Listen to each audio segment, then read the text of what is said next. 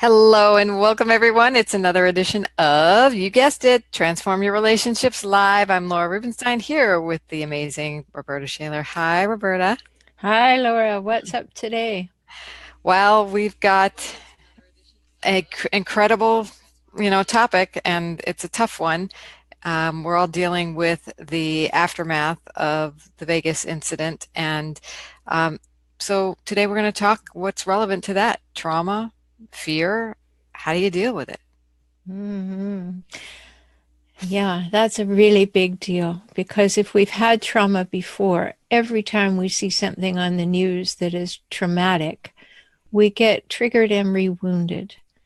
And that's one place that we can certainly start to talk about that. It's almost like the media, we crave it.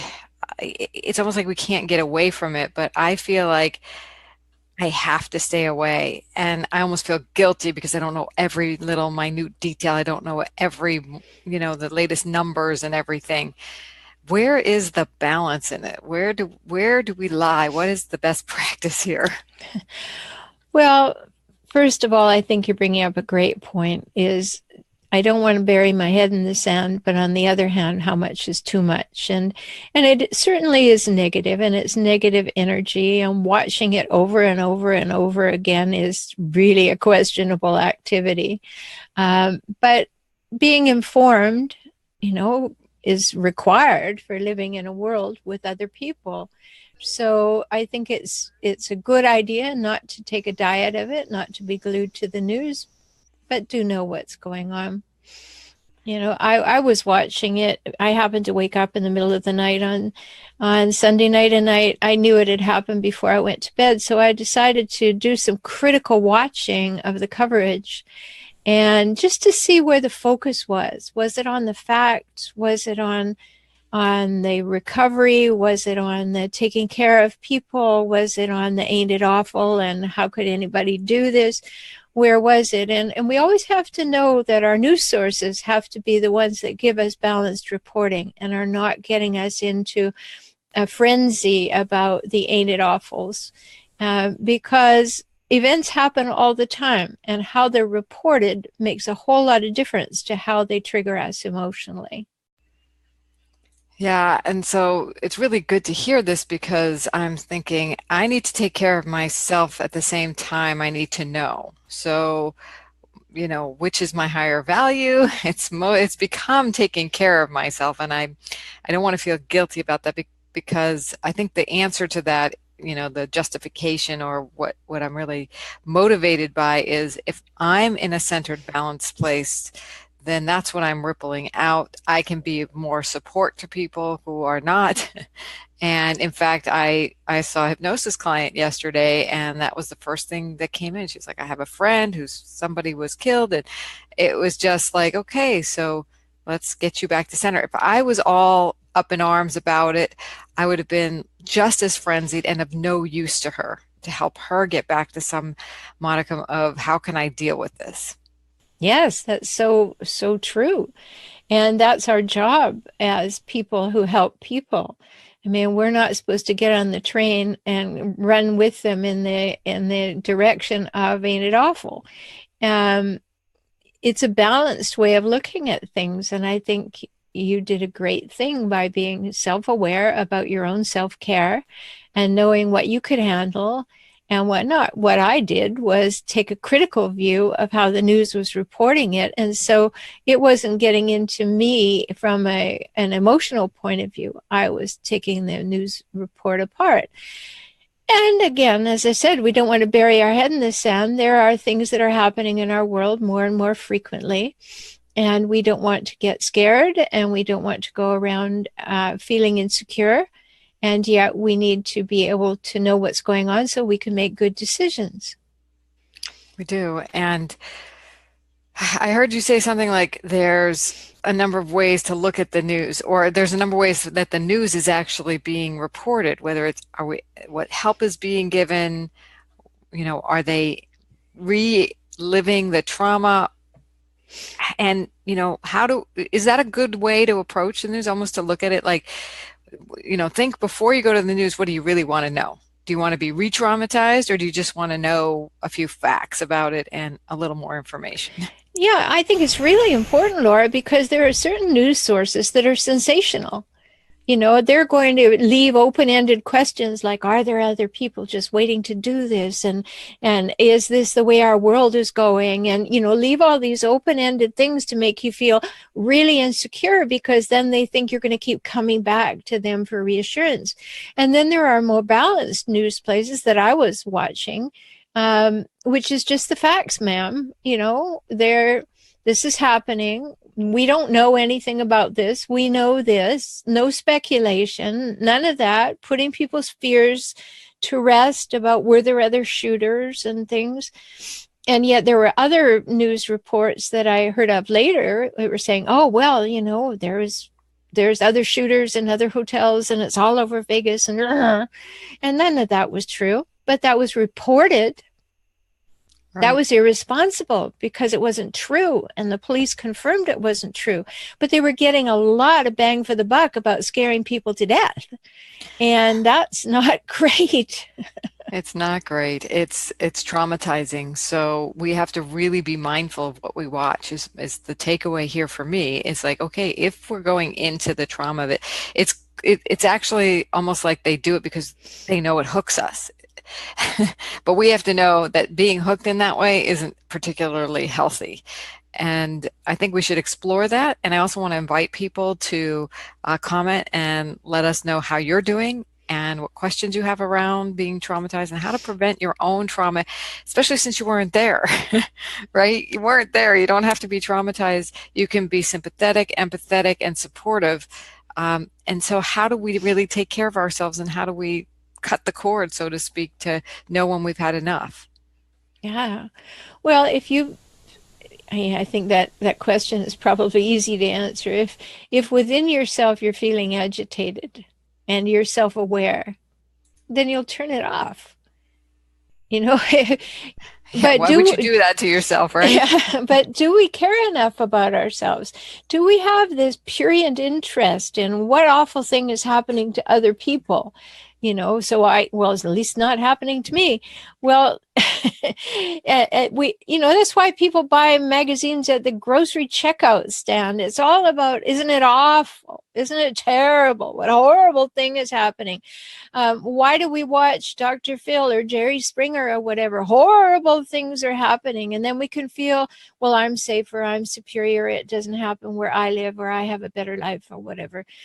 And is that helpful? I don't think so. I don't think so, because we have to do, just as you were saying earlier, Laura, we have to monitor what we're taking in to say, how does that fit with what I value and what I energetically feel is appropriate for me? And being overwhelmed by emotion is not a good idea. And for those of us who are quite empathic, watching too much of that is damaging, because we got it the first sentence that we heard. We don't need to hear all the other sentences. Yeah, and it's almost like a drug. It feels like oh gosh, I got to get into it. And so we really, I just can't say it enough. I mean, turn off the TV, turn off Yeah. the phone monitors.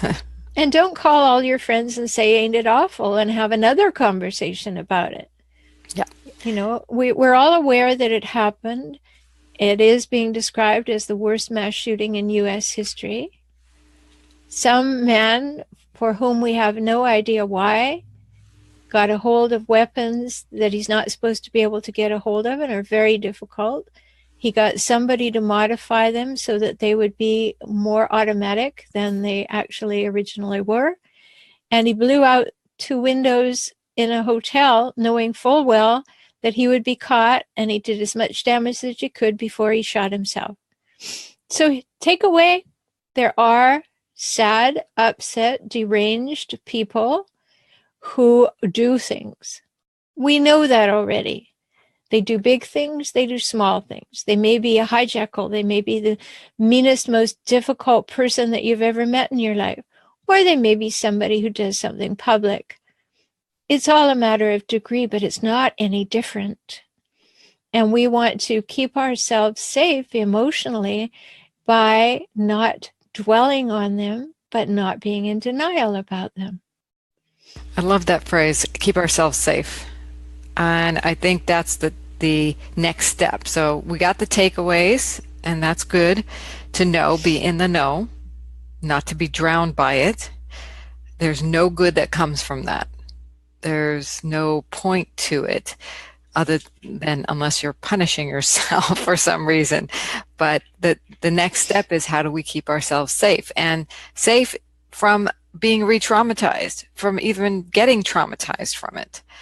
Because we really want to promote, if you want to live in a safe world, I say keep yourself safe in terms of don't traumatize yourself because that's how we are, the mind gets programmed to be traumatized. Don't do that to yourself.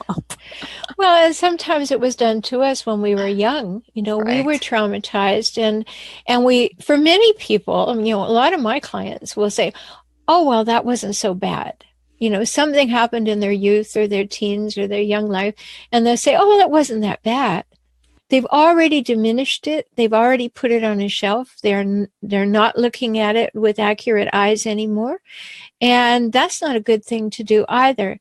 So, once you overcome things, what the bravado, somebody is sexually assaulted when they're young and they say, "Well, I lived through it." Or somebody says to them, "Well, you lived through it and your life is fine." Don't minimize those things.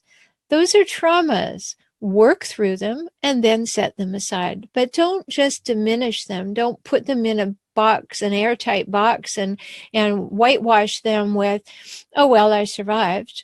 Make sure that you've taken care of any trauma that you've had in your life, because you deserve to. It's really important to take care and keep yourself safe, and that's one way that you do. Because otherwise, when we're home alone, all those little things come up in our head, and then we're dealing with it, and it's affecting our emotions, but we may never have actually dealt with it. And it's like times like this when something happens, you scrape yourself, something happens that, we can put on a little microscope here. What does the body do and what do we typically do? We put a salve on it. We acknowledge it, right? So we Mm-hmm. acknowledge it. We talked about that, but then we have to take care of it. And so what is the salve we can put on that takes care of ourselves? It's almost like being in an emotional neonatal unit, like, okay, it's time to be nurtured. It's time to nurture yourself and nurture others. It's time to Yeah. be in communication. It's time to be honest with yourself. Um, I always look at things that happen, traumatic things even, as opportunities. What is the opportunity here for bringing back a positive light? After the rain, there's sunshine and flowers that can grow, that kind of thing. So what is the fertile soil here now? And I think each person has to answer that for themselves, but it's a huge opportunity to take and acknowledge and move forward and drive towards positive things in your life. And if there's something you feel passionate about because of this, step into that. You know, Mm-hmm. I, you know, let's make this for good. Let's make good come of it instead of drowning ourselves in that overwhelm, which it does no one any good. So instead of turning on the TV, turn on your heart. Yeah. Or turn on some music that will calm your heart. Beautiful. Do This is all under the rubric of taking care of yourself. And that's not a simple thing. Yeah, sure, eat right, exercise, get fresh air, keep low stress. But the refinements on those things are, don't traumatize yourself by the ain't it awful thinking. Don't future pace it. Like, now what'll happen? Can I never go to a concert? Should everybody stay home and pull their blinds? Will they be safe then? Well, no, because the next thing you'll hear on TV is there are home invasions. I mean, it's not Let's about cancel that, that. Yes. right? It is not about that. It is about, am I doing what keeps me on my path, living my values, demonstrating that every day, living in alignment, and am I wounding myself or allowing myself to be wounded emotionally or physically or any other way. And if I am, and I recognize by today's conversation, maybe I hadn't thought about that I turn on the television. Here's an example. I'm working with a couple, and they, in the course of telling me about something that happened, they happened to mention that they were at the dinner table and the TV was on. And then they ended up having a fight. And I said, okay, before we talk about the fight, I want to know, do you usually have the TV on when you're eating dinner? Oh, yeah. Why? Well, in their case, it's avoiding connecting with each other. But maybe that's something we all have to look at. Why do we need to be distracted from sitting down and seeing the people at the dinner table with us and conversing with those people? Or even if we live alone, sitting down and simply be focused on enjoying our food or listening to music while we enjoy the food because it aids our digestion. We have to look at how we take care of ourselves because that's how we stay safe. And the television is one of those things that you turn on. It is not being mandatory. It's not that you can't turn it on and turn it off. You choose. So, what are you choosing is the question for all areas of life, isn't it? Yes, and I love the question of how can I take care of myself and how am I and where am I taking care of myself and or where am I not? And really, this is an opportunity, a time to look at that. And okay, so we've talked about trauma and taking really great care of ourselves, but the aftermath of trauma is the fear that it brings. How can we take care of that as well? And I love, what we choose to tune into is taking great care of ourselves and keeps us safe. Mm-hmm. And all fear wants in our body is to be safe. Well, fear is a way that we re-injure ourselves. One of the books that I wrote, the yellow one behind me, is called What You Pay Attention to Expands.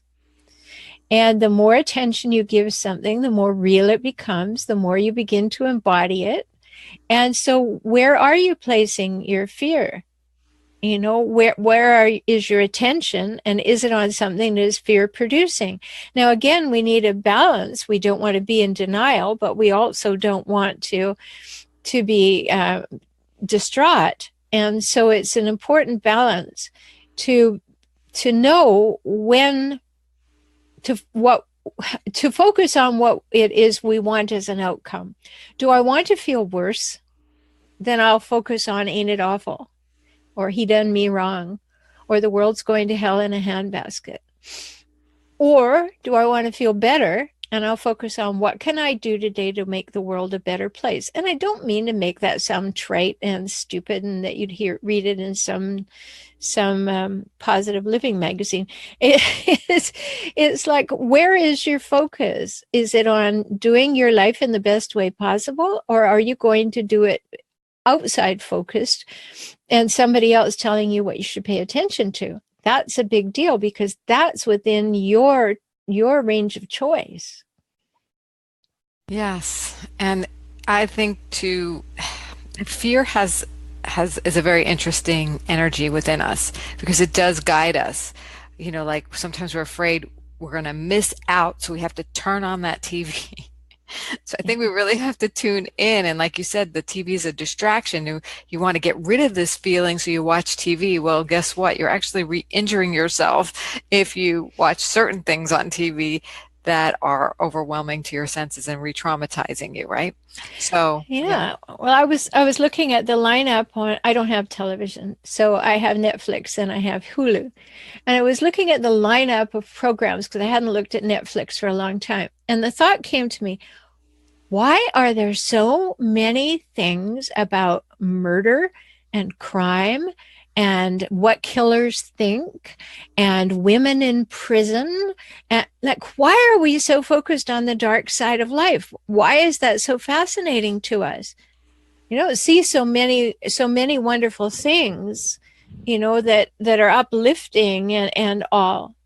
And I did see a beautiful movie, though, the other night on Netflix for anybody who's, maybe over 60, who thinks there are no movies for them. It was called The Soul at Night. It's a Netflix movie.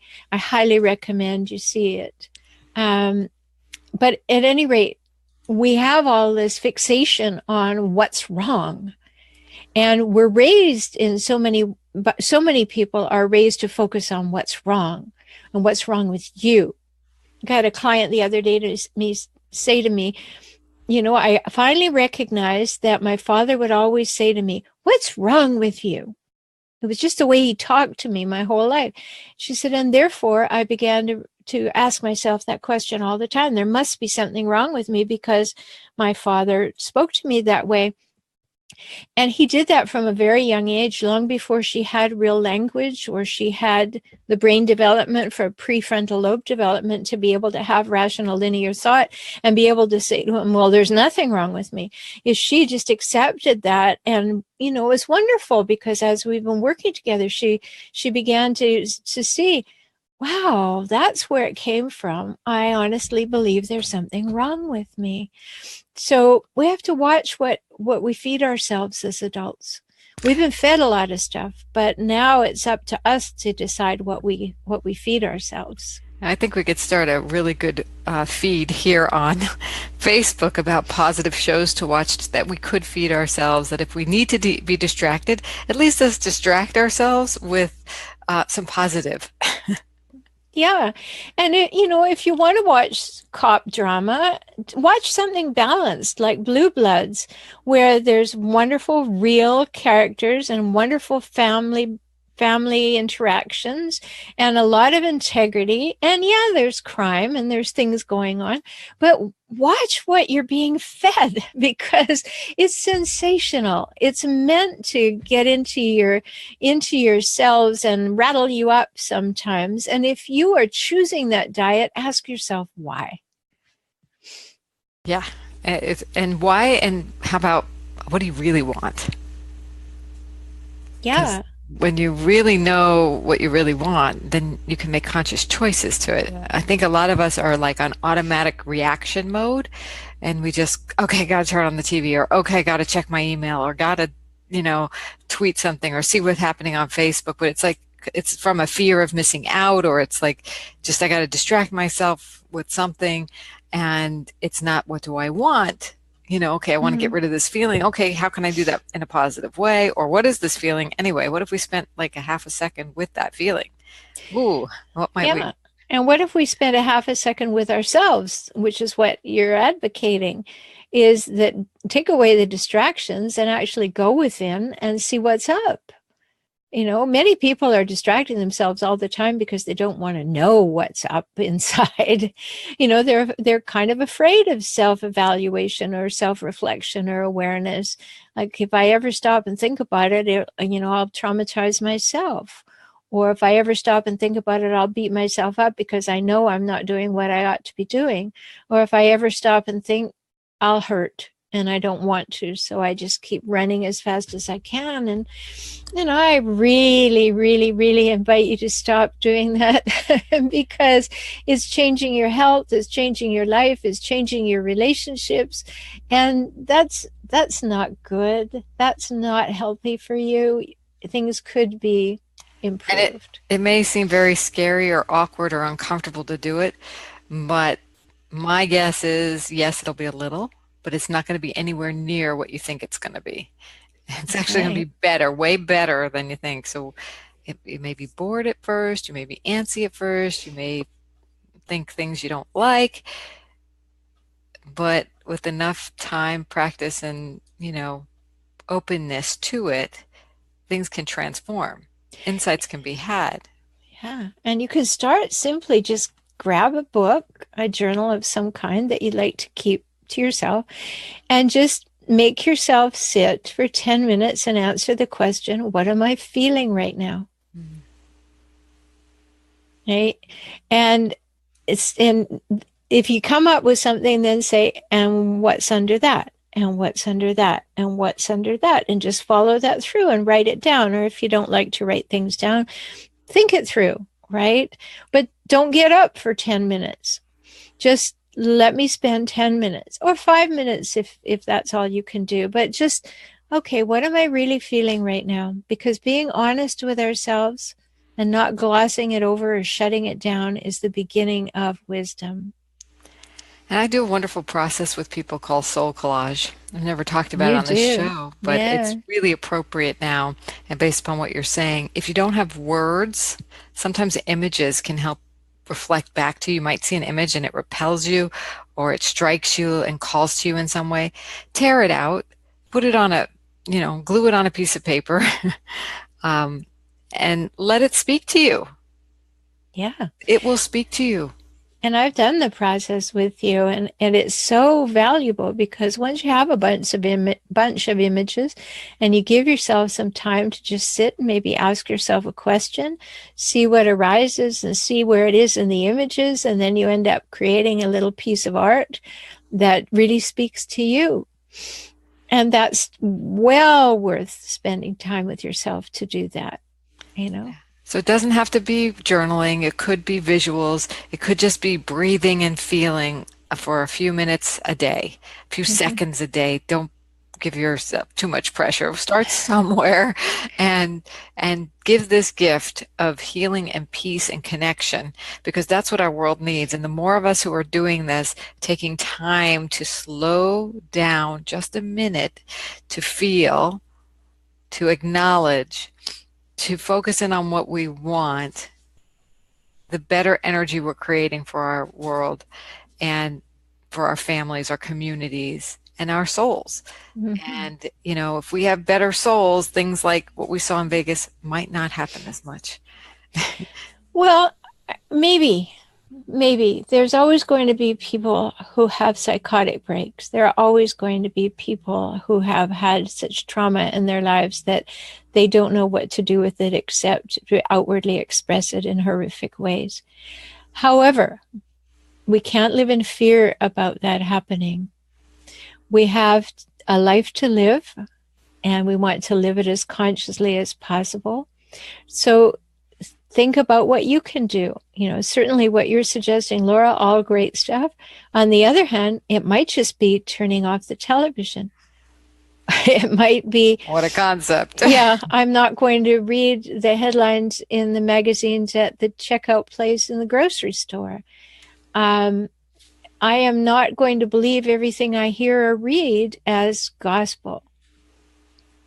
Maybe we just start engaging ourselves in the dialogue of what am I feeding myself on every level, and is it okay with me? Yes.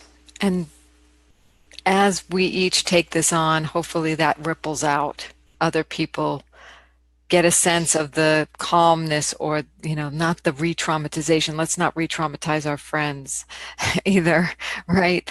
If we can take on being that peaceful presence in the world, it may just ripple out, and it may prevent someone from having a traumatic experience or a break, or, it may be a gift that they just needed to get them back on track too. Just by your presence, it's amazing that the shifts, that when we shift, other things shift in the world. So I'm a true believer in that. And that's why we do the show. We want to help people navigate through their life in a more peaceful, more joyful, more fulfilling, and more personally powerful way. Would you agree? I absolutely do. And if if you are touched by the idea that you choose what you feed yourself on every level, and that you choose what you pay attention to because it expands. If you just take those two things today that we've suggested to heart and say, what does that mean to me? Would that require a little change? And you make a little change, then another day you'll make another change in favor of yourself and a world that works, and you will feel better, and everyone around you will feel better, your life will go better, and your relationships will improve. And that's not hype. Remember, you are the center of so much, And each person is that center. And when, like you were saying earlier, when each of us decides to be more conscious of what we're putting out, what actually happens when we meet is more positivity and more uplifting and more focus on what works rather than what doesn't work. And that's our choice. And we're very powerful that way. We can make those choices. So do exercise your power and go in a positive direction without denial. You can be balanced and still know what's going on. I think that's very important to highlight. When you say without denial, the fact that we know about what's going on gives me cause personally to go get more conscious.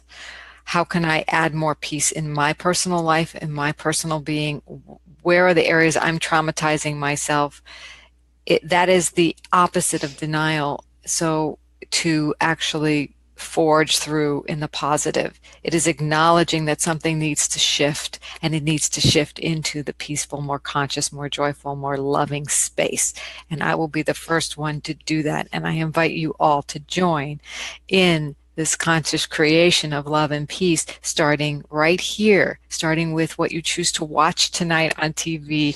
And say the name of that movie again, because if you have to turn on the TV, this might be a great place to Yeah, go. watch something that warms your heart. It's called The Soul at Night. Great. Yeah. Yeah, something that warms your heart. I love that.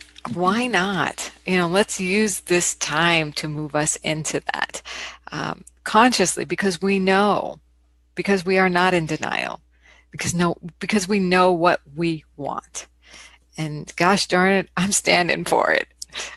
Yeah, me too. And I really invite everybody to consider what we talked about today, because you may be going as fast as you can and not stopping to realize what you're taking in or what you're being bombarded by or what you're allowing but are not consciously allowing anymore. So just bring yourself back to what feeds me and what am I feeding myself, and see if they're in alignment, and if they're not, make a shift. And what a great place to end today. So may you have a peaceful, more conscious day. And we will be back in 2 weeks with you with another episode of Transform Your Relationships Lives. Just one point, if you're still watching, you can find Dr. Rhoberta Shaler at forrelationshiphelp.com. A nice big thing for you here, forrelationshiphelp.com. And she's got amazing, if you want to uplift your soul and feel empowered there, and find her Facebook group, transformtoday.com is where you can find me and my blog posts on building your business and relationships at the same time. Talk to you Great. soon. Bye bye.